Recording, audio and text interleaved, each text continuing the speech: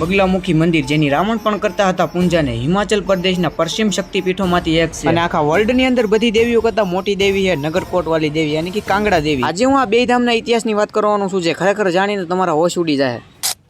અમે ગુજરાતથી 4 લોકો આવેલા છીએ હિમાચલ પ્રદેશ ફરવાને। આજે અમારે બગલામુખી અને કાંગડા દેવી માતાજીએ જવાનું હતું અને થોડું ઘણું ટ્રાવેલ કરીને ફાઇનલી મિત્રો પહોંચી ગયા બગલામુખી માતાજી ને અહીંયા છે ને ભાઈ મરસાથી હવન કરવામાં આવે છે ને આજના વિડીયોમાં છે ને અહીંની થોડીક ઇતિહાસની વાત કરવાનો છું। કહેવાય છે કે આ મંદિરની સ્થાપના પાંડવો દ્વારા કરવામાં આવી હતી એ પાછી એક જ રાતમાં અને રાજનીતિથી જોડાયેલા લોકો અને બોલિવૂડ સ્ટાર અહીંયા આવીને હવન કરી જાય છે। આનું હવનનું એટલું મહત્વ છે ને તમારે કલાકો પહેલા બુકિંગ કરાવવું પડે ત્યાં તમારો વારો આવે છે। મસ્ત મજાના દર્શન થઈ ગયા ને હવે અમારે જવાનું હતું પ્રસાદી લેવાને। પ્રસાદી લઈ હવે અમારે જવાનું હતું આખા વર્લ્ડની દેવી નગરકોટ ધામવાળી દેવી યાની કે કાંગડા દેવી માતાજી। એટલે અમે નીકળી અને રસ્તામાં વ્યૂ અને નજારા જોતા જોતા ફાઇનલી મિત્રો પહોંચી ગઈ નગરકોટ ધામ। અને તમારે ખરેખર ઇતિહાસ જાણવું હોય તો લોંગ વિડીયો ઓલરેડી યુટ્યુબ ઉપર મેળ દીધેલો હોય। કાંઈકો જોતા હો બગલામુખી માતાજી અને કાંગડા દેવી માતાજી શ્રી વિજયેશ્વરી દેવી એકાદશી માતા કહેવામાં આવે છે કે એકાદશીને દિવસે ચોખા ન ખવાય પણ જે માતાજીની પૂજા કરે એ ખાઈ શકે છે। બહુ પ્રાચીન મંદિર છે ને અહીંયા એટલે તમને 3 ધર્મના દર્શન કરવા મળશે અને કહેવામાં આવે છે કે ભાઈ જેની કુલદેવી ન હોય એની કાંગડા દેવી કુલદેવીમાં હોય। અને પગે લાગીને એવા માર્કેટમાં ને દાદા કંઈક વસ્તુ વેચતા હતા અને આનું નામ તો મને આવડતું તમને આવડતું તો કોમેન્ટ કરજો। અને આનો ટેસ્ટ છે ને ભાઈ આંબળા જેવો લાગતો હતો ને માર્કેટમાં આટા મારીને દાદા પહેલી થોડી ઘણી ખરીદી કરીને કેમ કે હવે અમારે નીકળવાનું હતું ધર્મશાલા બાજુ કેમ કે હોલવો બુક કરેલી હતી ને હવે નીકળી જવાનું છે આપણે હિમાચલથી